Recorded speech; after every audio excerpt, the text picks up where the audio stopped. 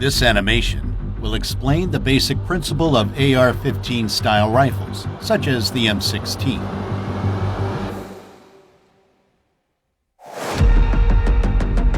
The standard M16 was equipped with a carrying handle and iron sights.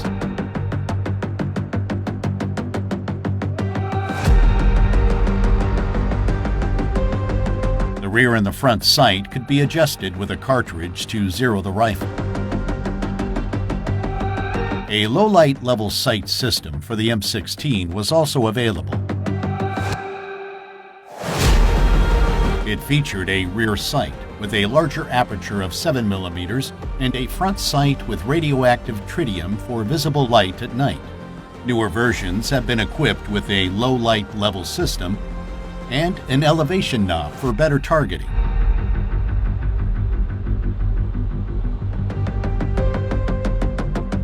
Today, a lot of accessories are available for AR-15 style rifles.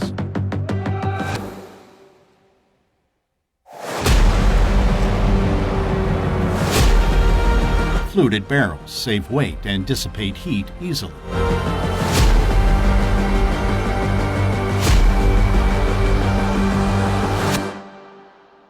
Let's have a look at the M16's trigger mechanism. Initially, the M16 assault rifle could fire in semi-automatic and fully automatic mode. When in safe mode, the trigger cannot be pulled because of the selector's shape. When the selector is moved to semi-automatic mode, the recess in the bottom of the selector allows the trigger to move when it is pulled. As soon as the trigger is pulled, it releases the hammer. When the bolt carrier pushes down the hammer, the disconnector locks it in place. Before another shot can be fired, the trigger must be released so that the trigger sear engages the hammer again. In fully automatic mode, the trigger can move freely, whereas the disconnector stays at its position.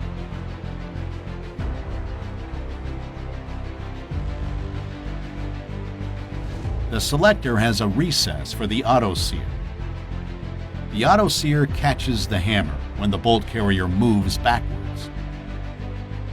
When the bolt carrier moves forward to chamber a new cartridge, the bolt carrier pushes the auto sear forward, releasing the hammer.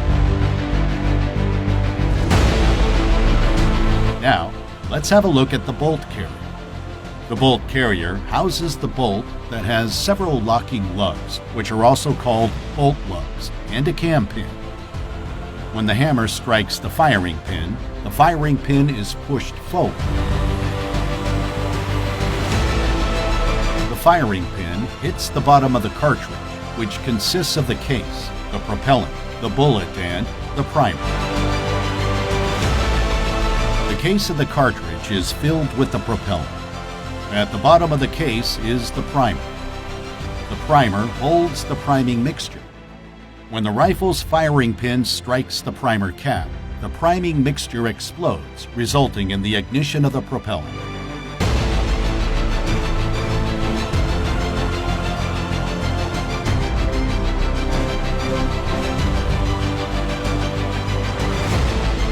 The propellant is available in different shapes and mixtures. It is usually smokeless powder that reaches temperatures above 2,000 degrees Celsius. The pressure in the case pushes the bullet out of the case through the barrel to the target with a velocity of around 1 kilometer per second. The gas block and the gas tube connect the barrel with the bolt carrier.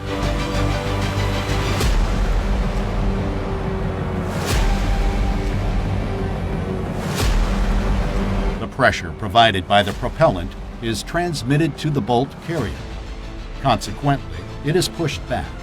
The bolt is unlocked and moved backwards by the bolt carrier by means of the cam pin. The extractor removes the spent case from the chamber, while the spring-loaded ejector ejects it.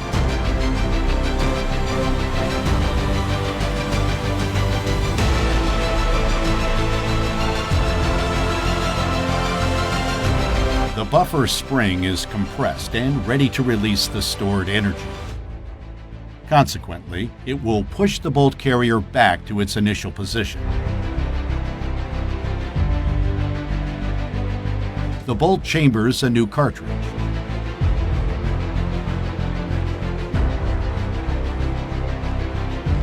When the cartridge is fully seated in the chamber, the bolt is locked through the rotation.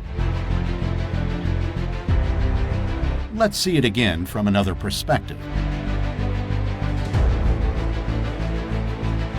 The bolt pushes the cartridge into the chamber.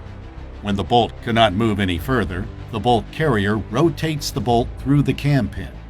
That way, the firearm can withstand the high pressure created by the propellant when the gun is fired.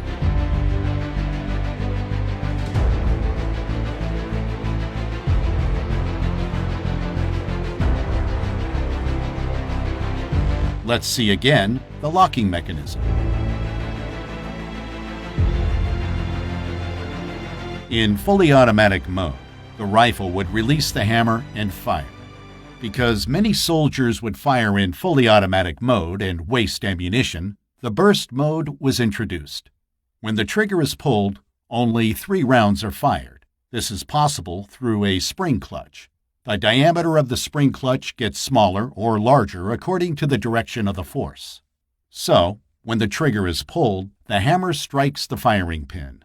When the hammer is pushed back by the bolt carrier, the disconnector cam rotates thanks to the spring clutch. This is done 3 times until the burst cam follower reaches the stop notch. Because the stop notch is deeper, the disconnector holds back the hammer. So, the trigger must be released to fire again. Let's see it again from the side view.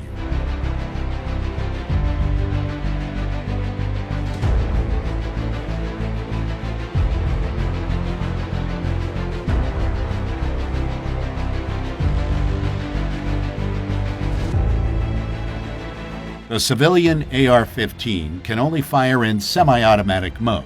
It does not have parts and recesses needed for fully automatic firing. Furthermore, the lower receiver does not have room for the auto-sear, and only a full auto bolt carrier can trip the auto-sear.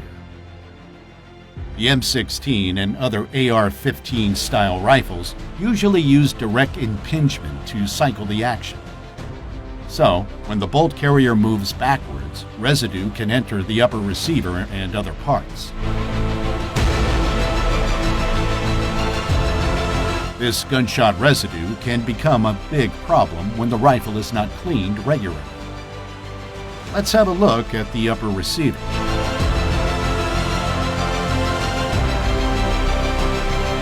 When the rifle is not cleaned regularly, deposits can be found on the walls of the firearm's upper receiver over time. This can lead to increased friction between the upper receiver and the bolt carrier, so that the bolt carrier gets stuck and a new cartridge cannot be chambered.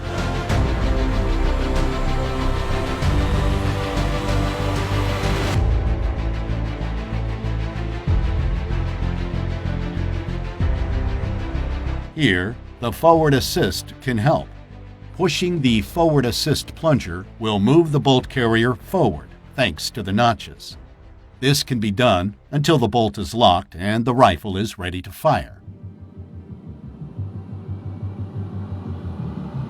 Flash hiders are common on military rifles. Flash suppressors hide the flash so that the soldier is not blinded in low-light shooting conditions. They do this by dispersing the burning gases so that they cool much faster. When the magazine is empty, the spring-loaded magazine follower, which pushes the cartridges to the top of the magazine, pushes up the bolt catch. By this, the bolt catch locks the bolt.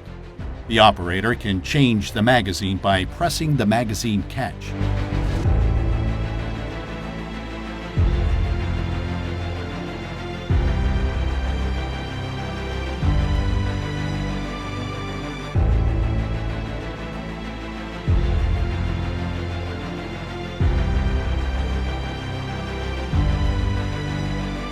Pushing the bolt catch will release the bolt.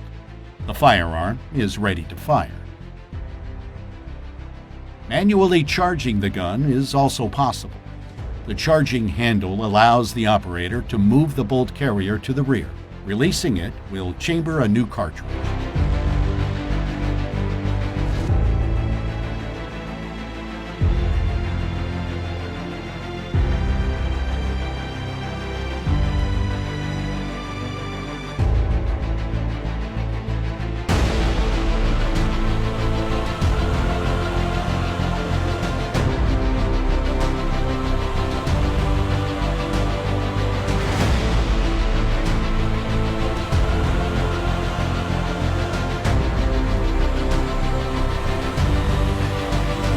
Subscribe now and never miss a new animation.